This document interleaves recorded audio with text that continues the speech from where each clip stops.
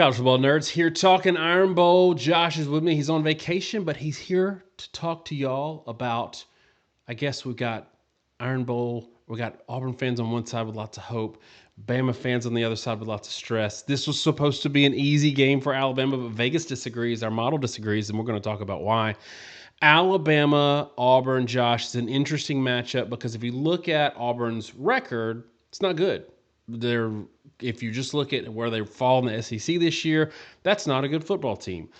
But if you look a little deeper, there's a couple of things. One, they had an absolute anchor of a head coach holding them down, artificially making them worse than they are. And I was telling an Auburn friend earlier this week, if you just take everything about this Auburn team, starting the season, maybe starting before he recruited Jackson Arnold, and you just removed Hugh Freeze, that's an 8-4 team this year. That's a 9-3 team this year.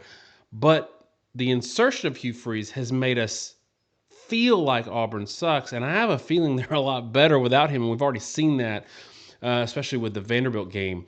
Josh, I think the thing that's interesting about this game, though, we've seen this a few times, is Alabama can't run the ball.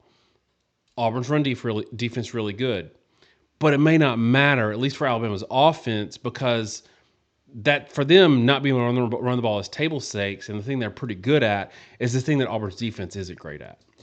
Yeah, I mean, the first point, Auburn, we've said this a lot. There are a lot of teams in college football that everyone has a really hard time wrapping their heads around because they're losing by virtue of playing the better parts of their conference. Auburn is in that boat. Um, Oklahoma, Texas A&M, Georgia, Missouri, Vanderbilt, those are all teams that have been highly ranked at different points this year. In our metric system, Missouri, I think, is the lowest of those at 23. Oklahoma's 13. Georgia's sitting at 7, Vanderbilt's at 8. The one exception to your point, Daniel, was that Kentucky game. I mean, that was the fireable game for a reason. That was the unforgivable offense. Kentucky is a terrible football game, and scoring 3 points on Kentucky was just unforgivable. It was. A lot of that had to do with putting all the eggs in the Jackson Arnold basket. He's not a good quarterback. He wasn't going to be a good quarterback. People like us tried to say that in the offseason. But hope springs eternal, and Freeze was a lot like James Franklin, and I think is a big reason why Franklin got fired too when he did and how he did. They both hyped up teams that had real flaws, and maybe it was for defensiveness, maybe it was for their sort of their own gain, talking themselves into it. Like no one should have talked themselves into Jackson Arnold being a superstar passer. They needed to build an offense around him as a runner, and I think they could have maybe been decently good because they do run the ball well, but they didn't do it. And now they pivoted to Ashton Daniels. Um, they're still, in our rankings, 115th throwing the football, 34th running, which is pretty good, opponent adjusted. And then defensively, sort of similar, 85th against the pass, second against the run. Sort of a one-dimensional team, but a one-dimensional team that we have top 25 in most of our metrics. FEI has them 24th. Texas is only 21st. They're a dangerous good team that's been losing close games to extremely good teams. They are more than capable of beating you. And, Daniel, I think that's the reason that Vegas only has this a 6 point game and has the over under set at 46.5. It's funny to me because if you strip away like win-loss records and where people are ranked in the AP top 25, and you look at what is now another one of those teams on Alabama's schedule that, so in our numbers, I think they're 29th overall, like the 29th best team. So Alabama's played like 8 teams this year, 9 teams this year that are good enough to beat somebody good. And that is really uncommon. It's uncommon, but we're seeing it more and more in the SEC now that you have, everybody talks about how the SEC only plays 8 games, but the SEC in expansion, so the Big 12 in expansion added 4 G5 teams. The Big Ten in expansion added a UCLA team that's been terrible, a USC team that's been okay. They added Oregon. ACC added Cal, Stanford. The SEC added the two of the most historic programs of all time in Oklahoma and Texas.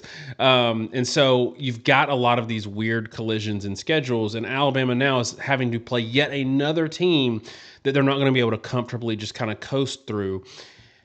And at some point, it is not fair. Like Ohio State, is considered far and away the best team in the country. But I guarantee you, if Alabama had Ohio State's schedule, it would have been similar results. Maybe they lose to Texas, maybe they don't. But in terms of conference play, Alabama smokes that schedule. Doesn't mean they're better than Ohio State, but it means that they never get to like take a week off. And now you've got Auburn rolling in. Let's say the 29th best team in the country. And those numbers, by the way, include them being artificially held down by a dork of a coach that didn't know what he was doing. Now they got Daniels, who absolutely shredded Vanderbilt. But Josh, I keep going back to this thing where Alabama's defense is legitimately good. Vanderbilt's defense is not. It, I mean, to piggyback on your point, I was looking at FEI right now. I mean, our own rankings, you're talking about where they were at in 29th. Alabama is playing their seventh team in the top 25 in FEI. Seven of the 25. It's more than almost a third of the top 25 has played Alabama, which is utterly insane. And then you look at, take, Texas A&M. They played Notre Dame, Auburn, Missouri, South Carolina. That's four, and they're going to play their fifth. So even a weak SEC schedule, you're sitting around five. Ohio State, they're about to play their second. The first was Texas. Well, I'm sorry, third. Washington, Texas. They played Penn State. I'm going to take this back. Michigan, four. They're all at the bottom, and I just missed them when I was first reading it. Fourth one, none of them were in the top 15, right? And so Michigan is kind of another one of those like 16 through 25s. When you're talking about these schedules, it's just ridiculous how hard the SEC's gotten if you have a tough draw. And Alabama, relative to hard, has had an exceptionally difficult draw. And I'm just like, right now, strength of schedule is one of the things on there. Alabama's strength of schedule is eighth. If you're a good team, meaning one standard deviation better than average, something like the 25th best team in the country, would be expected to have six losses with Alabama's schedule, Daniel. Like, if you were an average P4 team, you'd expect to go either 7-5 or 6-6 with Alabama's schedule this year. Auburn, I will say, not that much different. You'd be expected to go 7-5 even. So it's just brutal when you compare the two teams. But to your point, defenses matter. Matter a lot. Alabama defensively, I think, has improved considerably from where they were at the start of the year. I did not think they were prepared defensively to start the year. In our metrics, they're 20th against the pass, 64th against the run. I think they're better than that, Daniel. I agree with you. I mean, in terms of scoring defense, they're actually 12th in our model. They are somehow better than the sum of their parts. I think a little bit of it is being bend but don't break. A lot of it is being turnover focused rather than yardage focused. And I also just think that they've just got a lot better in the second half of the year. They were giving up a lot of yardage in chunks. They've got their defensive line figured out. They got healthier over the course of the year. They got better at linebacker. They're a better team. And then when you look at these teams and who they are, my biggest concern, though, and you flashed the issue momentarily, is Ashton Daniels and the belief that they found a quarterback because he put up, 353 yards and 44 attempts on Vanderbilt, 8 yards per attempt. Daniel, there are a couple problems there. One, Vanderbilt is being torched repeatedly. When you look at Vanderbilt's pass defense this year, 8 yards per attempt sounds great, but one, we heard the same thing out of Texas fans going into the Georgia game that, hey, our offense has recovered through for 9.9 yards per attempt on Vanderbilt, 330 yards, and then they turned around and couldn't do hardly anything. Auburn didn't throw it that well, but Vanderbilt gave up 8 yards per attempt to LSU in a passing game that's been terrible. Alabama threw for 11 yards per attempt on them. Their pass defense has been bad. And the other thing I'll say, Daniel, Ashton Daniels threw 28 passes against Kentucky. It was 13 of 28, 46% passing, 108 yards, 3.9 yards per attempt, and one interception. And now you combine it with the fact that to preserve a red shirt, they didn't play him against Mercer and they had a bye week. This is a quarterback that has been put out tape now from a game and a half and has been sitting on the bench for 3 weeks and is going to come in cold against the Alabama defense. And part of the reason the point spread is where it is, I think, is this belief that the passing game has been figured out because the receiving corps at Auburn, very, very good. They might be the second best receiving corps if they were in the Big Ten. Might be the second or third best receiving corps in the SEC. Might be being the operative word. because we don't really know. But I think there's so much faith being put in a quarterback that hasn't played. And then you look at the Mercer game where the offense is on fire with Deuce Knight. It's an FCS teams. Teams do that a lot. Auburn in particular has seen that with various quarterbacks lighting up FCS teams for years. It doesn't mean anything. If you're a major FBS team and you want to light up a Mercer, you can defensively. It just depends on how much you want to push yourself. It also wasn't Ashton Daniels, who's going to almost certainly start this game. And so, Daniel, how much faith do you have in him? And I think you have to base it a lot on eye test and not statistics. Do you agree with my concerns, the fact that it's been up or down, Vanderbilt's issues, the fact of how he played against Kentucky? Or, I mean, do you think they have figured it out and the receiving core is good enough that it's going to make an effort? And I'm sure part of the answer here is going to be biased by that Alabama defense. Josh, I got a question for you. Okay. Do you like paying full price for things, or do you prefer to save 10% when you can? I mean, I'm a penny pitching lawyer. I love to save money where I can. Well, you're in luck because we're partnering with SeatGeek this year. And with codes NERDS10, you can save 10% on tickets at SeatGeek. And they've got a lot of cool college football games. We're a college football channel. They also have other stuff like concerts and things like that. But we got Bama, Georgia coming up this weekend. I'm going to show it on the screen for people. We got the game at the end of the year, Michigan, Ohio State, Alabama, Auburn, Iron Bowl. Even the cocktail party is going to have some tickets for y'all. So SeatGeek is partnering with us, and I'm just curious, any games that you want to see? You going to stay on your couch all year? You got something in mind? Well, I've never really experienced human companionship. And also as a nerd, I've only ever watched box scores. So given that I'm probably going to pick LSU to win, I'd kind of like to go to an LSU game. I mean, don't you think they'd be excited to have me? I'm probably more excited than Penn State fans would be to have you. But Josh, there's a problem with this. I think we found a flaw in your system. You can get some good prices on tickets, but do you want to know what the problem is? What's the problem, Daniel? You'll have to wear pants. Oh, I've never done that before. And also, I think I have to pick them to lose if they want me to come.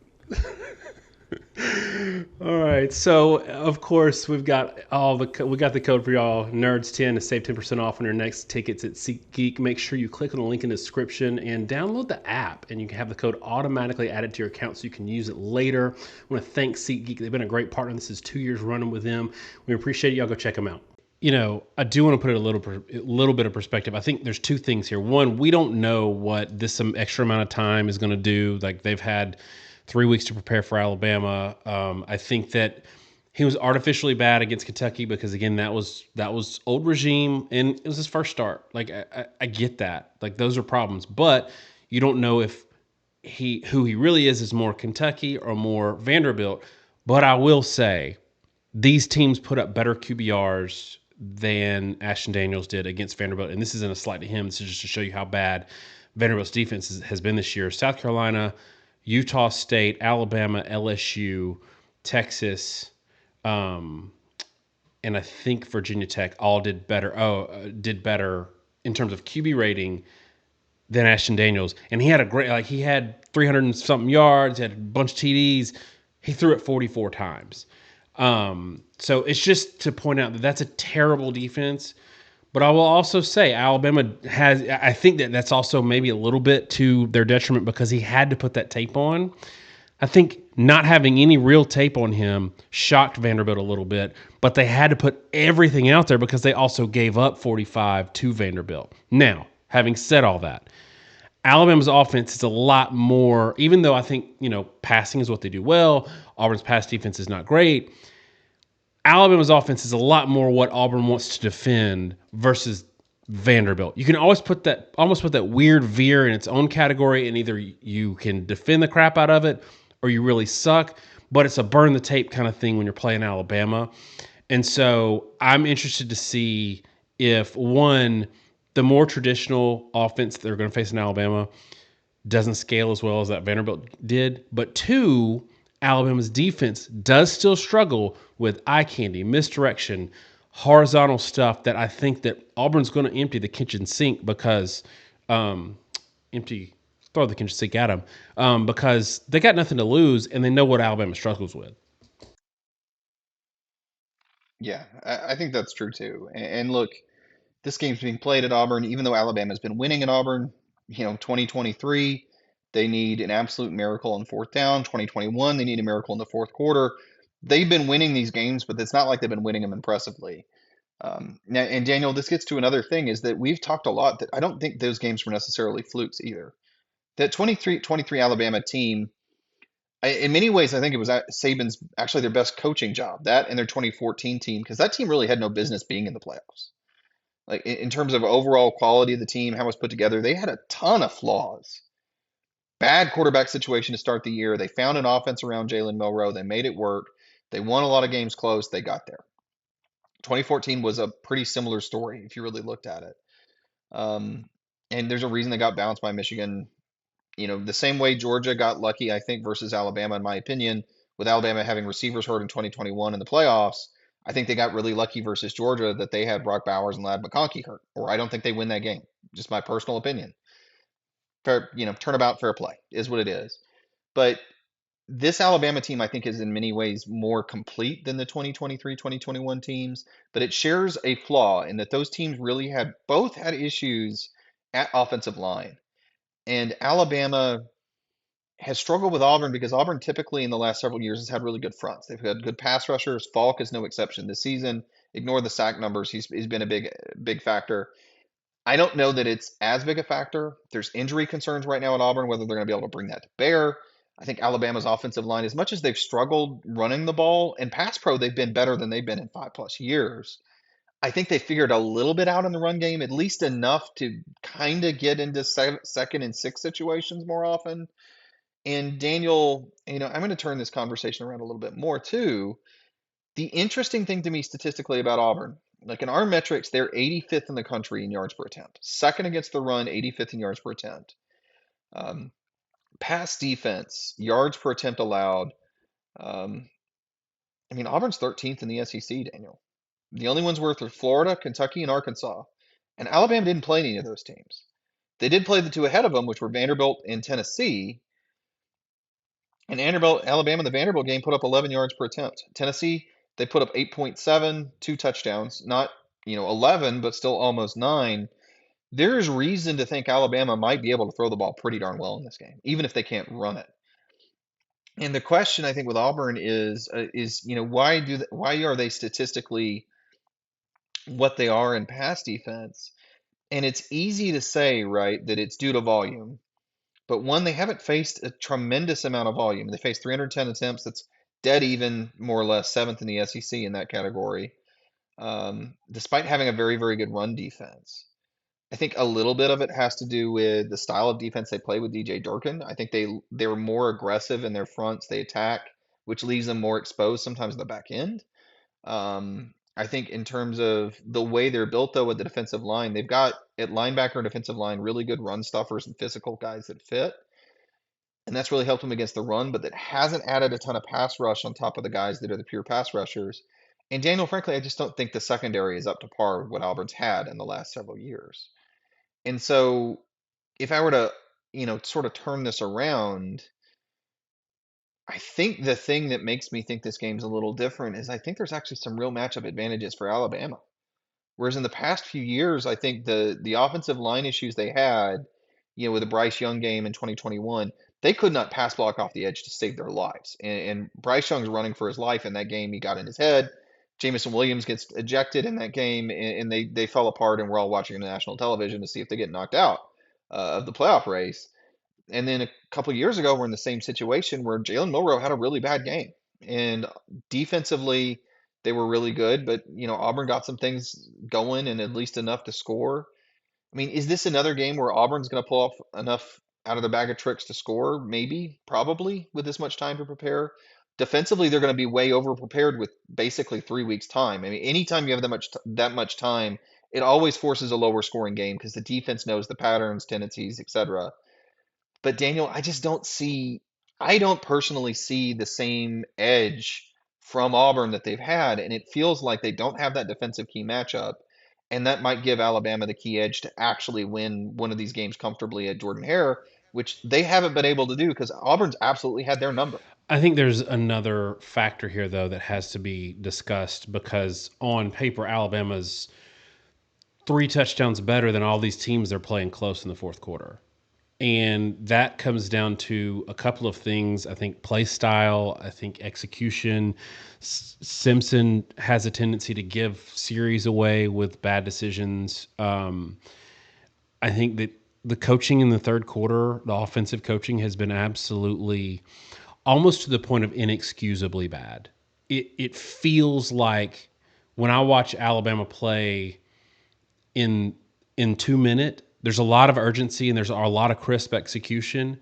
And then the third quarter happens, especially if Alabama has a lead, and you can sit there, and if there was a prop bet, you could make millions upon millions of dollars that every possession, first down, Alabama's going to run up the middle.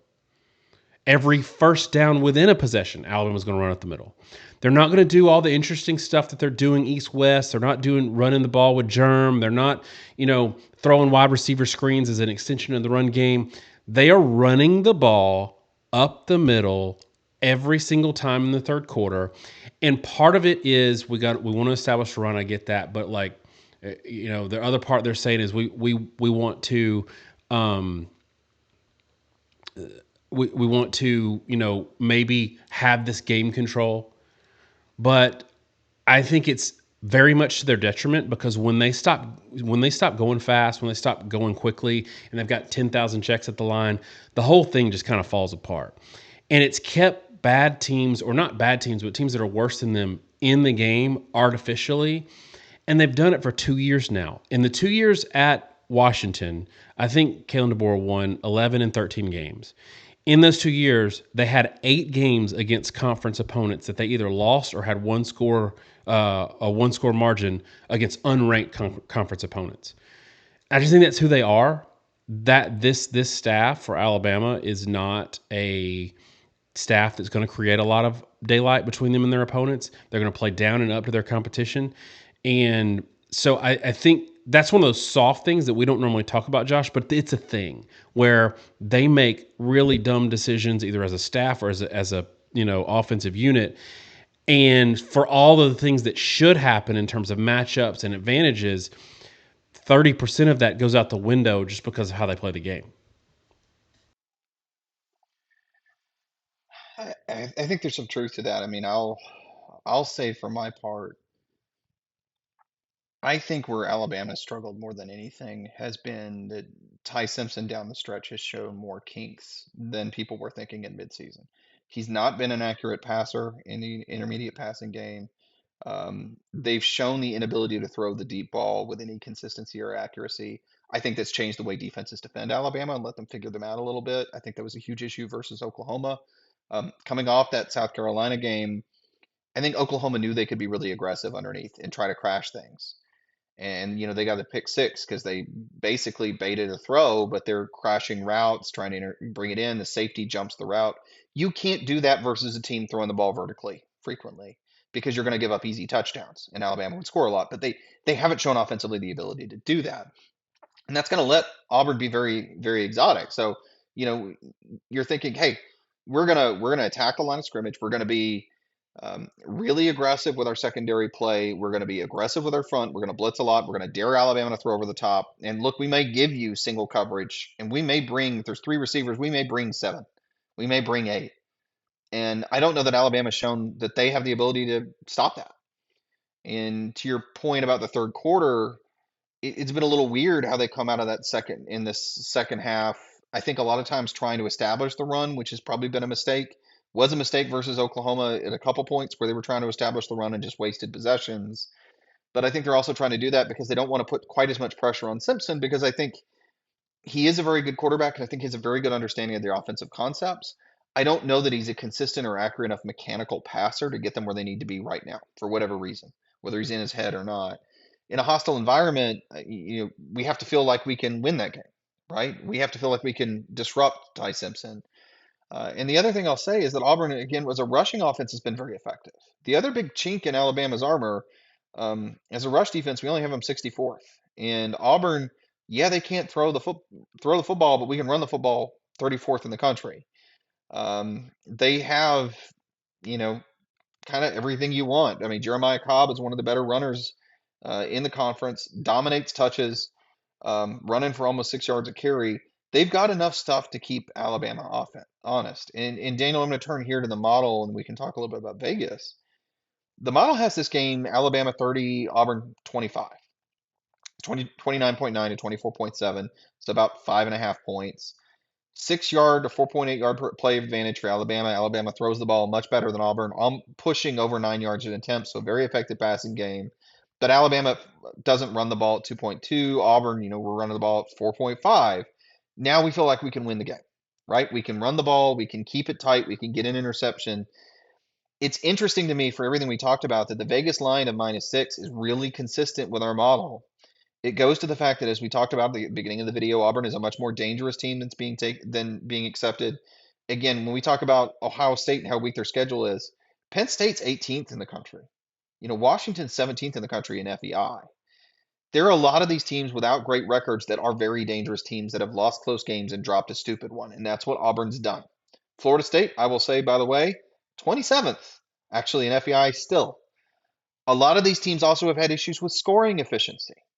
That has been a real problem for Alabama and Auburn both. Lots of yardage, lots of wasted possessions.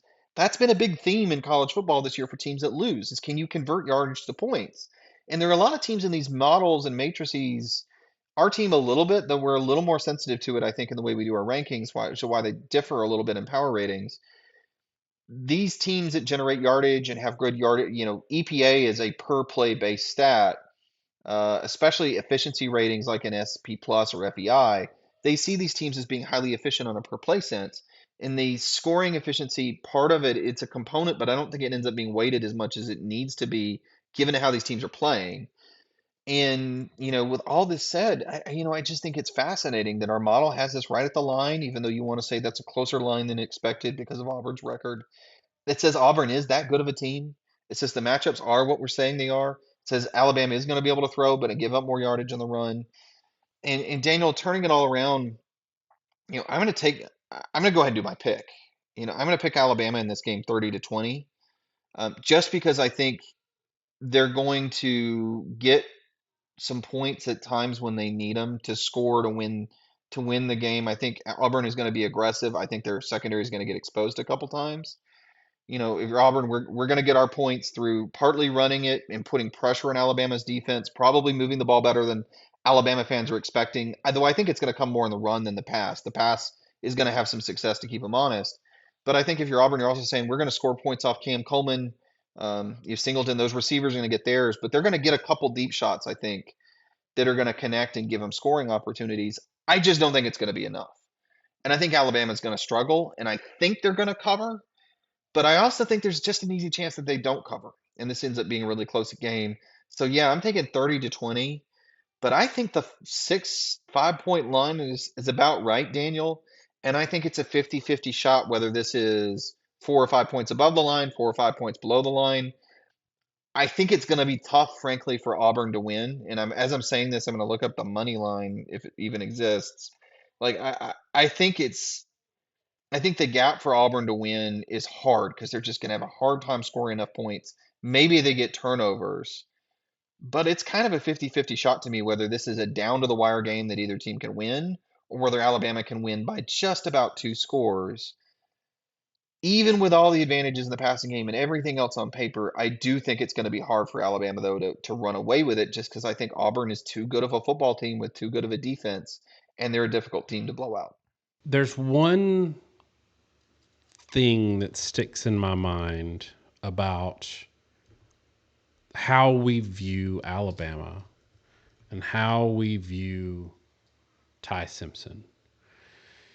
If you go back to what I was saying before in terms of schedule, and this is another game that's going to, I think, look not great. If Alabama and Tai Simpson in this offense had Ohio State's schedule, Tai Simpson would be the runaway lock for the Heisman, and he would be the runaway lock for the number 1 pick overall. And I don't know that that would be right, but I do know that where that is probably too easy in terms of coloring your view of who somebody is, the other end of the spectrum is also true, and that's what he's gotten outside of Vanderbilt, who sucks at defense, and to a lesser extent Tennessee. Everybody else he's played on this schedule, the Power Four teams, are good to great to elite defenses.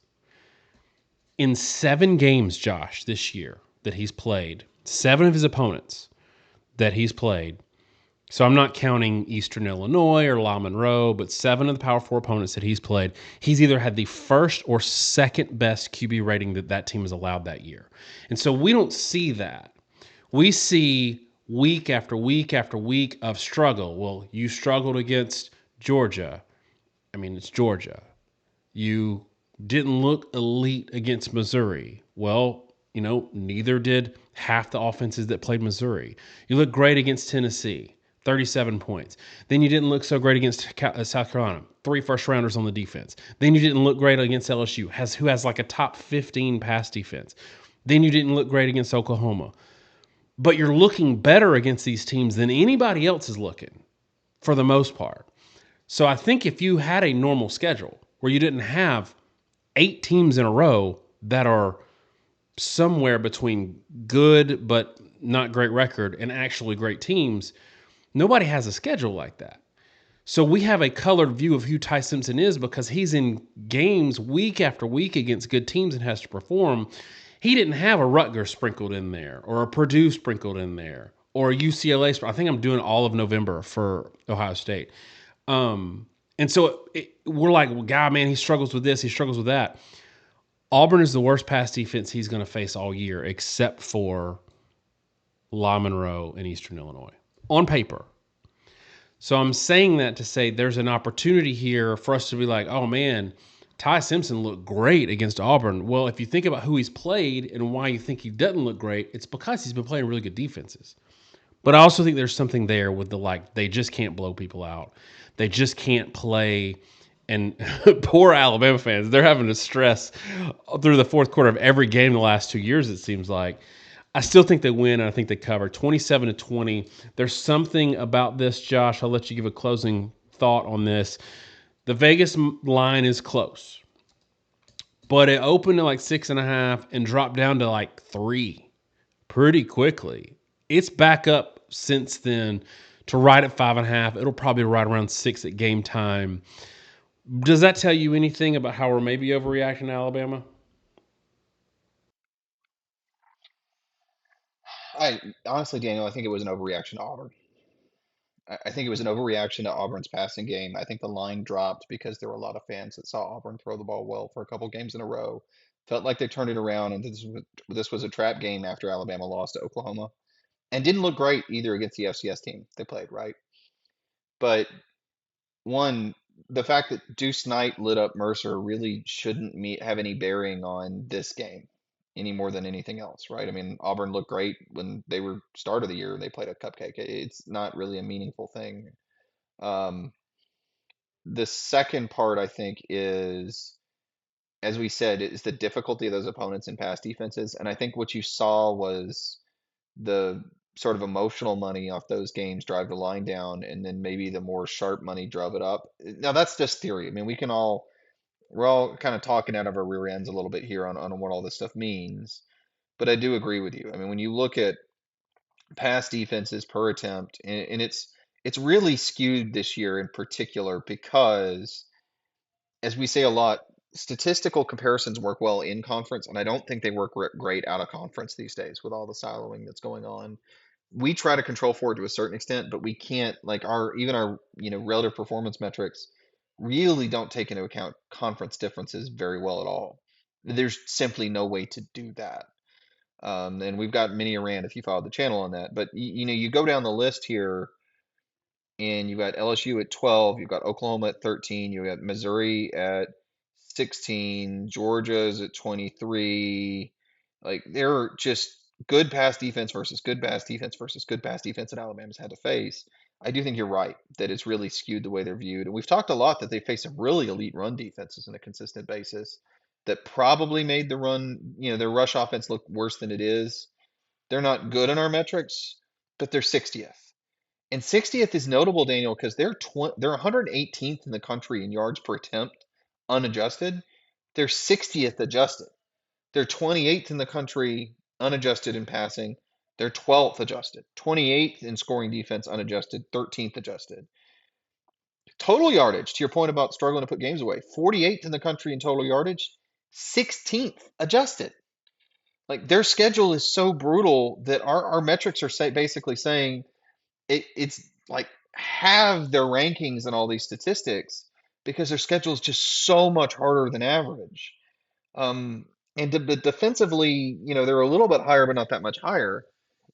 I think we're gonna maybe see another struggle game for Alabama. I'm curious because to your point, it's probably the worst pass defense they've seen, and it's not even a knock on Auburn. It's just the gauntlet they've run. Curious to see what they can do against a front that is really dominant like Auburn's again. I'm also curious to see if Auburn's passing game can show something. And Daniel, my last closing thought on all this, if there's one point, I think people underestimate how good Alabama's pass defense has become because they inserted Dejon Lee, a California five-star, into their lineup. And it's much like DeMello Jones at Georgia has turned Georgia defensively, I think, into a bit of a different animal in the second half of the year. Alabama did the same thing with Dejon Lee. And they were struggling a bit with Damani Jackson, the USC transfer, who I thought it was kind of a weak link when I watched tape when they lost to Florida State. And we talked about that at the beginning of the year.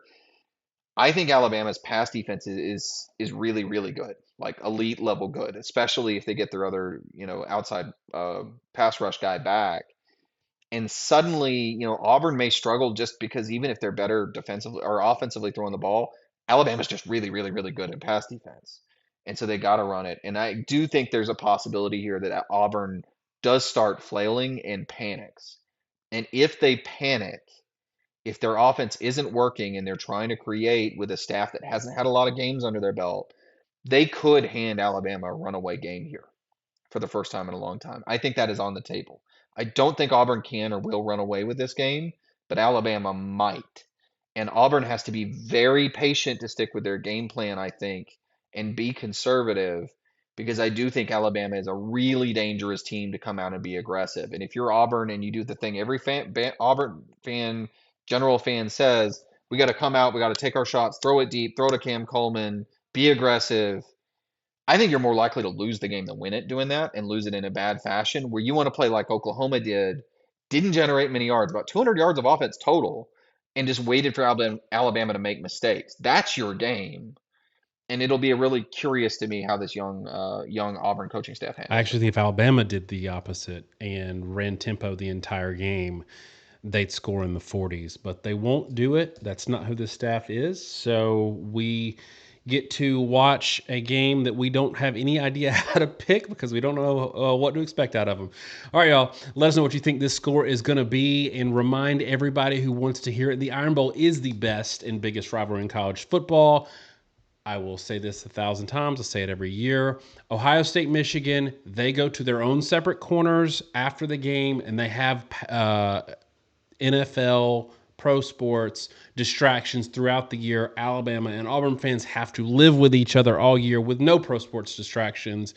And I just think people need to understand that. Like it's the biggest and best rivalry in college sports. I don't care what Joel Klatt says.